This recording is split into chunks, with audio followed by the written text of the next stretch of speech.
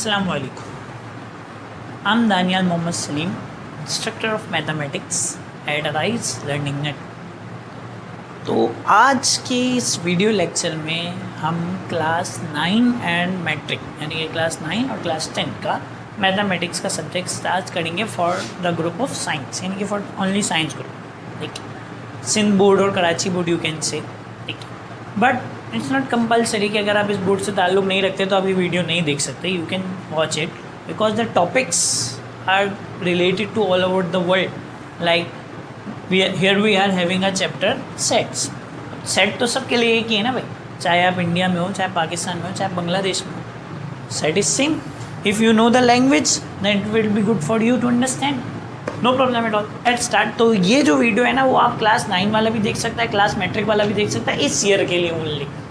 क्योंकि इस ईयर में जो मैट्रिक वाले हैं ना वो पिछले साल के हिसाब से 9 पढ़ के निकले, तो उन्होंने मैथ्स नहीं पढ़ा, तो उनके लिए मैथ्स का कोर्स पूरा है क्लास 10। लेकिन जो न्यू एडमिशन है क्लास 9 वाले हैं उनके लिए मैथ्स भी है इस मरतबा, फिज़िक्स भी है, केमिस्ट्री भी है, बायो भी है, कंप्यूटर भी है, मतलब बायो या कंप्यूटर भी। ठीक है, तो पहला चैप्टर सबका एक ही है। जैसे 9 में आप हो तो भी आपने स्टार्ट कहाँ से लेना है, सेट से। मैट्रिक में आप हो इस साल तो आपने कहाँ से स्टार्ट लेना है, सेट से। हाँ, नेक्स्ट ईयर जो होगा ना वो आपका फर्स्ट चैप्टर सेट नहीं होगा, वो कुछ और होगा, क्योंकि आप आधा पढ़ चुके होगे ना। अभी वालों ने आधा पढ़ा नहीं, इस वजह से जो है हमने यहाँ लिखा है class 9 and 10 science group, chapter का नाम है सेट्स। तो वैसे तो मुझे बताने की नीड ही नहीं है आप लोगों को कि व्हाट इज़ अ सेट, ये कोई ज़रूरत नहीं है मुझे। लेकिन अब हो सकता है ना मेरे जैसे भी तो कुछ बच्चे होते हैं जो 8 में नहीं पढ़ते, कुछ भी 9 में उनको समझ में आता है हाँ यार पढ़ाई भी थोड़ी ज़रूरी काम की चीज़ है, तो उनके लिए थोड़ा सा प्रीव्यू हो जाए कि व्हाट इज़ अ सेट, एक सेट क्या होता है। तो डेफिनेशन कहती है set is a collection. Word collection, what is the meaning of collection. Collection का मतलब उर्दू में कहें तो मजमुआ यानी कि जमा करना। जैसे for suppose I have a collection of hands free, मुझे हैंड फ्री का बड़ा शौक है भाई, तो मेरे पास जो है वो 5-6 किस्म की 5-6 टाइप्स की हैंड फ्री पड़ी हुई है। So if they are combined together that will be called collection of hand free. ठीक है, अच्छा अगर मेरे को बुक्स का शौक है तो मेरे पास बहुत सारी बुक्स, अलग अलग किस्म की बुक्स पड़ी हुई हैं, तो that would be the collection of books. और so on, anything you like you have the collection of that. ठीक है, अब कलेक्शन में एक बात बताई जाती है कि every set is a collection. Her set जो है वो कलेक्शन होता है, but it's not necessary that every collection is a set. Her collection set नहीं हो सकता, बट हर सेट कलेक्शन होता है। तो कौन सा कलेक्शन जो है वो सेट होगा। So a set is a collection of well defined and distinct objects, यानी कि ऐसा कलेक्शन जिसमें आपके पास जो चीज़ें हों, ऑब्जेक्ट्स हों, वो दो हों। एक बात कि वो वेल डिफाइंड हो और दूसरा वो डिस्टिंक्ट हो। डिस्टिंक्ट का मतलब आप यूँ समझ लीजिए डिफरेंट मतलब जो मैच ना हो एक दूसरे से, यानी कि एक ही कलेक्शन में रिपीट ना हो। Means I have multiple types of belt, मतलब किसी में बकल जो है वो अलग किस्म का है, किसी में अलग का है। अब फॉर सपोज डिज़ाइन अलग है बट बकल सेम है। ठीक है, तो अब वो जो बेल्ट है वो क्या होगा, मैच होगा, रिपीट हो गए, तो रिपीट नहीं होना चाहिए। ठीक है, डिस्टिंक्ट तो सिंपल से रिपीट ना हो। अगर मैं एक कलेक्शन बना रहा हूँ नंबर्स का, मैं बोलता हूँ भाई स्टार्टिंग के 5 नंबर लिखो, आप कौन से लिखोगे 1 2 3 4 5। आप अगर ऐसा लिखते हो या मैं ऐसा लिखता हूँ, 2 मरतबा गलती से 2 लिख देता हूँ, then that will be just only collection, that collection will not be considered as set. ठीक है, तो पहली बात तो हमने पढ़ ली है डिस्टिंक्ट ऑब्जेक्ट का मतलब है डिफरेंट ऑब्जेक्ट्स। डिफरेंट ऑब्जेक्ट्स का मतलब कि आपकी चीज़ रिपीट ना हो। Then we'll come to well defined. Well defined, what does well defined means? Well defined का मतलब है कि अगर मैं कोई बात कहूँ तो अगर यहाँ पे 100 बंदे मेरी बात सुन रहे हैं तो 100 के दिमाग में एक ही बात आए, that will be called well defined. तो जैसे कि मैंने आपको कहा भाई स्टार्टिंग के 5 नंबर लिखो काउंटिंग के, तो you would write 0 1 2 3 4। स्टार्ट तो यहीं से होता है, 0 से ही होता है भाई। ठीक है, तो मेजर लोग, ज़्यादा से ज़्यादा लोग यही लिखेंगे, तो that will be considered as well defined। मैं कहता हूँ कि इंग्लिश अल्फ़ाबेट के अपनी मर्ज़ी के 5 अल्फ़ाबेट लिखो, 5 लेटर्स लिखो, नॉट अल्फ़ाबेट्स। ठीक है, 5 लेटर्स लिखो, तो हो सकता है कि मैं लिखूँ ABCEGH, कुछ भी।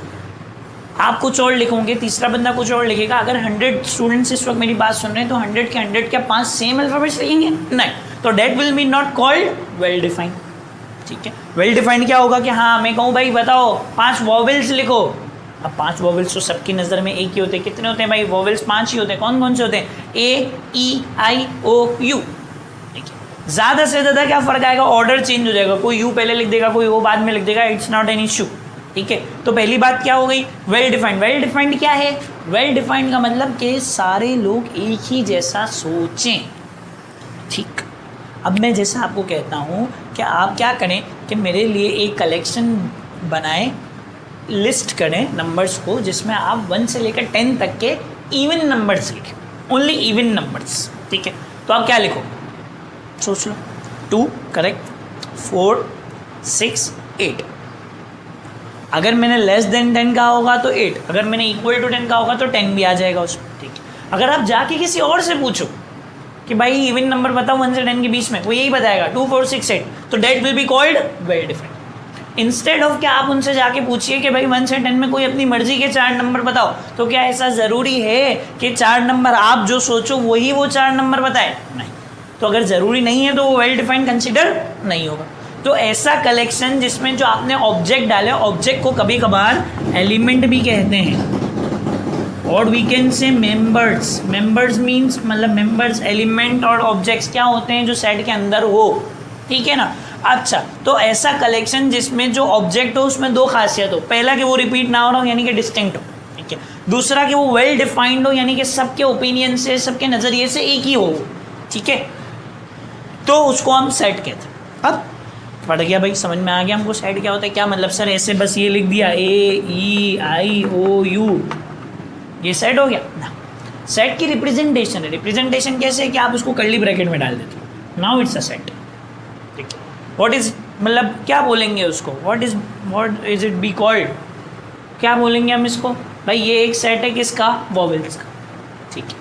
अगर मैं ए से लेकर, ज़रूरी नहीं है मैं ई, आई, ओ, मैं एक सेट बनाता हूँ स्टार्टिंग 5 लेटर्स, ए, बी, सी, डी, ई, एफ, ए, बी, सी, डी, ई, सॉरी एफ नहीं, 5 लेटर्स, तो वो क्या कहलाएगा? Set of 5 letters, first 5 letters of English alphabet, ठीक है। कोई प्रॉब्लम तो नहीं। अच्छा, तो हम समझ गए भाई सेट का। अब इसको नाम देना है, पैदा हो गया भाई, अब नाम देना है आपने इसको। तो नाम देने का तरीकाकार क्या होता है?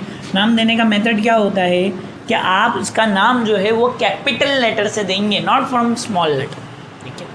याद रखने वाली बात के अंदर जो लोग होंगे ना, जो इसके मेंबर्स होंगे, अगर वो अल्फ़ाबेट्स हैं तो आप इसको स्मॉल लेटर से डिनोट करेंगे, और अगर उसका नाम देना है तो आप इसको कैपिटल लेटर से डिनोट करेंगे। तो कैपिटल लेटर वुड बी कोई भी हो सकता है, आपके पास 26 चॉइसेस है, कोई भी सेलेक्ट कर लो, मतलब इसका नाम दे दो। आप कुछ भी नाम दे दो कि अनटिल एंड अनलेस वो क्वेश्चन में गिवन ना हो। हमने नाम दे दिया बी, हमने नाम दे दिया सी, हमने नाम दे दिया डी, हमने नाम दे दिया ए, कुछ भी नाम दे सकते हो आप, नो इशू, ठीक है, कोई प्रॉब्लम तो नहीं। We've gone through the definition of set, हमें सेट समझ में आ गया। हमें इसकी नोटेशन से मुड़ा दे कि इसका नाम देना और इसकी रिप्रेजेंटेशन आ गई। अब नोटेशन पे चलते हैं कि how can you write a set, मतलब उसको डिनोट कैसे कर सकते हो आप। So there are 3 ways to denote a set.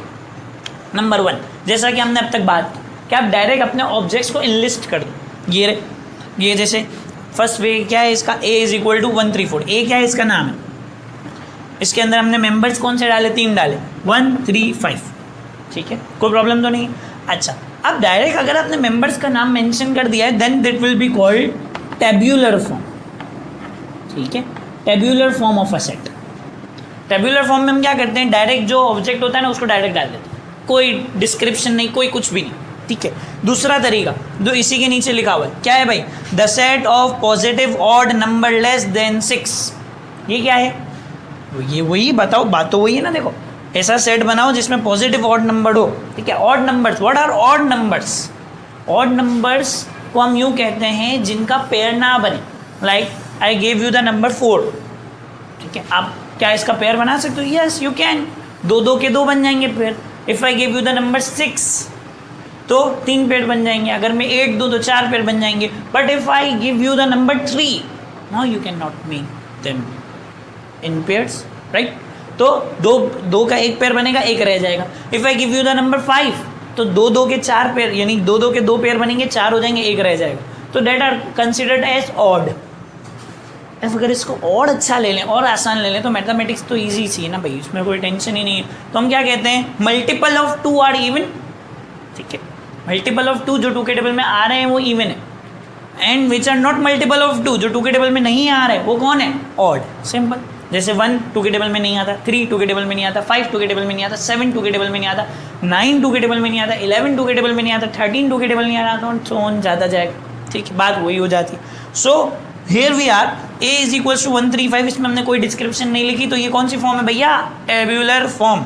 ठीक है, अच्छा अब यहाँ पे हमने डिस्क्रिप्शन लिखी, हमने कोई नंबर नहीं लिखा, लेकिन बात तो वही है ना, अगर आप किसी से जाके पूछते हो भाई ऑड नंबर बताओ 6 से छोटा, 6 से छोटे पॉजिटिव ऑड नंबर, तो वो क्या बोलेगा? पहला ऑड नंबर तो मैंने ही आपको बता दिया था 1, देन अगला 3, देन 5, अगला है 7, हमने यहाँ लिखा लेस देन 6, तो इसका मतलब कि अगर आप इसको बनाओगे तो वही सेट बनेगा। तो that form is called descriptive form. ठीक है, इसमें हम डिस्क्रिप्शन देते हैं, मेंबर्स का नाम जाहिर नहीं करते। ठीक है, अब अगर मैं ये वाला सेट बनाता ए ई आई ओ यू, तो क्या लिखता मैं? The set of vowels in English alphabet. ठीक है, कोई प्रॉब्लम तो नहीं है इसमें। श्योर। तीसरा आता है set builder form. Set builder form, set builder form में हम ऐसे लिखते हैं x/x means you can, I don't know the meaning. x by x का मतलब ये है कि इसकी जो ऑल वैल्यूज हैं उसको हम x का नाम दे रहे हैं। ठीक है, जितनी भी इसके अंदर वैल्यूज हैं। ठीक है, such that, that means is such that, it is read as such that मतलब जितनी भी इसकी वैल्यूज हैं वो सारी कैसी हैं? Is a positive odd integer. Sir यहाँ नंबर था, यहाँ इंटीजर है, what is the difference? There is no difference. वैसे एक डिफरेंस ये है कि integers are in negative as well as positive. ठीक है, इंटीजर जो होते हैं वो नेगेटिव भी होते हैं, पॉजिटिव भी होते हैं, but here we have already defined positive. तो पॉजिटिव यानी कि प्लस वाले, राइट, नेगेटिव यानी कि माइनस वाले। तो positive odd integer less than 6, बात तो वही हो रही है सर। इसमें क्या फ़र्क है? इसमें इस चीज़ का फ़र्क है। इसके अलावा आप ये भी लिख सकते हो the value of x is between और लेस देन 6, तो हम ऐसे कैसे लिखोगे आप इसको? यानी कि x जो है वो किससे छोटा होगा? लेस देन 6, यानी कि 6 बड़ा होगा और x छोटा होगा, राइट। तो you can write as well, starting है इसलिए नहीं। ठीक है, तो हमें सेट को डिनोट करने के 3 तरीके बताएगा। पहला टेब्यूलर फॉर्म, सबसे आसान, डायरेक्ट ऑब्जेक्ट लो, डाल दो सेट के अंदर। ठीक है, दूसरा उसको डिस्क्राइब करो, डिस्क्रिप्शन दो उसकी, तो दूसरा है डिस्क्रिप्टिव फॉर्म। और तीसरा इसको सेट बिल्डर फॉर्म में लिखो, वो ऐसा। ठीक है, सेट बिल्डर फॉर्म थोड़ा सा अजीब सा है, आपको समझने में थोड़ी सी मुश्किलात होंगी। आगे जैसे जैसे सवाल आते जाएंगे वैसे वैसे हम उन चीज़ को और बेहतर तरीके से समझते जाएंगे। ठीक है, तो कोई प्रॉब्लम तो नहीं है भाई इसमें। नेक्स्ट इशू, और इशू तो नहीं ना, मतलब next topic would be a subset. What is a subset? ठीक है, तो फटाफट से आप इसको कॉपी करें, वीडियो को पोस्ट करें, तब तक जो है वो हम भी आगे का लिखते हैं, आप भी आगे का लिख लीजिएगा। ठीक है जी, तो उम्मीद करते हैं कि आपने जो है वो सेट की डेफिनेशन और उसकी नोटेशन के बारे में सारी जानकारी लिख ली होगी। Now we are going towards our next topic which is subset. Subset क्या होता है भाई? सेट तो हमने समझ लिया। फॉर सपोज एक सेट है 1 2 3। ठीक है, सबसेट क्या होता है? क्या आप एक सेट के और कितने सेट्स बना सकते हो? जैसे फॉर सपोज मेरे पास एक सेट था 1 2 3। ठीक है, अब आपको मैं बोलता हूँ भाई इन 3 में से, यानी कि इस सेट में कितने मेंबर्स हैं? 3 मेंबर्स। ठीक है, आप मुझे बताओ आप इससे और कितने सेट बना सकते हो? हमने बोला सर 2 बना सकते ना। कौन कौन से भाई? सर एक आप सेट बना लो खाली 1 का, एक आप सेट बना लो खाली 2 का। मैं बोलूँगा एक और सेट बना ले भाई खाली 3 का। तो कितने सेट हो गए? ये 3। ये तीनों इसके क्या कहलाएंगे? सबसेट के। फिर अब एक और बंदा बोलता है या बंदी बोलती है भाई कि सर एक एक मेंबर क्यों ले रहे हो, आप 2 मेंबर ले लो ना। तो और कितने सेट बन जाएंगे? एक 1 2 और एक 1 3। ठीक है, कोई प्रॉब्लम तो नहीं है इसमें। तो टोटल सबसेट की तादाद कितनी हो गई? 5। ठीक है, तो हमने बोला ये तो सबसेट होता है। तो सबसेट की डेफिनेशन क्या कहती है और बेहतर समझ लेते हैं। अ सेट ए, एक set A is said to be a subset of a set B. एक सेट ए है, उसका सबसेट कहलाएगा, किसका सबसेट कहलाएगा? बी का। कब कहलाएगा? If every element of A, अगर हर एलिमेंट किसका? ए का, ए के सारे elements is also an element of B. समझ में आ रही मेरी बात? कि अगर मैंने एक सेट है, 2 सेट्स हैं, ठीक है ना, एक सेट हमने लिखा 1 2 3, दूसरा सेट हमने लिखा 1 2 3 4। अगर आप गौर करें तो ए के सारे एलिमेंट्स बी के भी एलिमेंट्स हैं ना, ए के जितने भी एलिमेंट्स है वो सारे के सारे किस में भी हैं, बी में भी हैं, तो हम क्या कहेंगे, A is a subset of B. A जो है वो बी का कौन है, बच्चा है, इसके सारे एलिमेंट इसके पास ही हैं, डीएनए के जरिए आ गए भाई, ठीक है ना। तो अब इसको डिनोट कैसे करेंगे, अब हम इसको डिनोट करेंगे A sign B, this is a sign of subset. हम क्या कहेंगे, A is a subset of B, ठीक है। वापस से सुन लीजिए भाई, अगर मेरे पास एक सेट है, फॉर सपोजिंगली हमारे पास एक सेट है 2 4 6 का, ठीक है, और एक और दूसरा सेट है 2 4 6 8 10, तो हम क्या कहेंगे कि भाई पहले सेट में जितने मेंबर्स या जितने एलिमेंट्स हैं वो सब के सब दूसरे सेट में भी मौजूद हैं, तो पहला सेट दूसरा सेट का कौन हुआ, सबसेट हुआ, करेक्ट है, कोई प्रॉब्लम वाली बात तो नहीं है ना इसमें, ठीक है बिल्कुल। अब सबसेट्स जो होते हैं ना वो दो किस्म के होते हैं, सबसेट जो होते हैं वो कितने किस्म के होते हैं, दो किस्म के। पहला कहलाता है प्रॉपर सबसेट, दूसरा कहलाता है इम्प्रॉपर सबसेट, ठीक है। प्रॉपर सबसेट क्या होता है कि सारे के सारे एलिमेंट्स बी में हो, करेक्ट, लेकिन बी के सारे एलिमेंट्स ए में ना, आड़ी बात समझ में, यानी पहले सेट के एलिमेंट दूसरे सेट में हो लेकिन दूसरे सेट के पहले में ना हो, या उल्टा कर लो, पहले सेट के दूसरे में हो दूसरे के पहले में ना हो, ठीक है, यानी कि बिल्कुल बराबर ना हो, तो ऐसा सबसेट कौन सा सबसेट कहलाता है भैया, प्रॉपर सबसेट, ठीक है। ये है ना, ये वाला जो सबसेट है वो कौन सा सेट है भैया, प्रॉपर सबसेट। इम्प्रॉपर कब होता है कि जब दोनों एक दूसरे के सबसेट्स, अब देखो ए भी 1 2 3 बी भी 1 2 3, they are called equal sets as well. अच्छा, इक्वल सेट से याद आया, do you know the difference between equal sets and equivalent sets, ना चलो देखो जरा, इक्वल सेट्स क्या होते हैं कि फॉर सपोज हमारे पास ए के मेंबर्स कितने हैं, 3, बी के भी कितने मेंबर्स हैं, 3, अब तीनों मेंबर्स एक ही हों, जैसे 1 2 3 1 2 3, अच्छा आप ऑर्डर चेंज कर सकते हो, एक में 1 2 3 एक में 2 3 1 कर दिया, तब भी ये कौन से सेट्स कहलाएंगे, इक्वल सेट्स ही कहलाएंगे, क्योंकि मेंबर्स सेम है, ठीक है।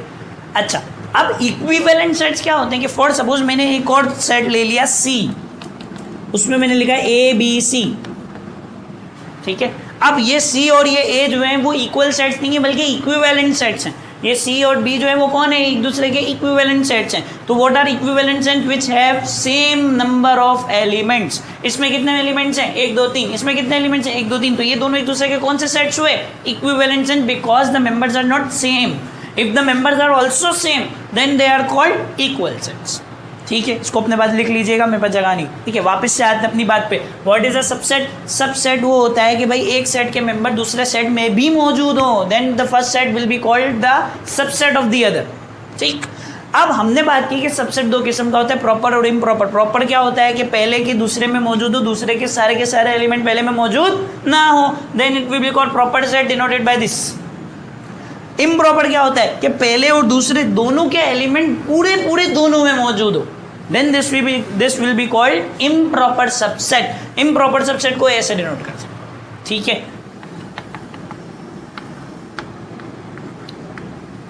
कोई प्रॉब्लम तो नहीं है इसमें, बस सिंपल खत्म।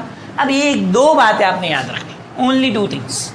If you have understood the concept of subset, so you have to you need to remember 2 things. Note number 1, ये मैं आपसे पूछूंगा अभी, मेरा मतलब आपको पूछूंगा अभी कि कहाँ यूज हो रही है। Null set, what is a null set, नलके वाला नल, ना बाबा, एम्प्टी सेट, ठीक है। Null set denoted by 5, this sign is called 5। Null set is a subset of every set. क्या बोला, मतलब कि कोई भी सेट आप बना लो अपनी मर्जी का, ठीक है, इसका पहला या आप कह लो इसका जो सबसेट है ना वो कौन होगा, नल सेट तो होगा ही होगा। Null set means empty set, यानी कि खाली सेट, ठीक है। अगर आप चाहो मेरे पास 10 मेंबर्स का एक सेट है तो उसका एक सबसेट बनाना है तो मैं खाली बना सकता हूँ, यानी कि खाली सेट जो है वो हर सेट का सबसेट होगा। ये आपको याद रखना है, बस गांठ बांध के अपने पास लिख लो।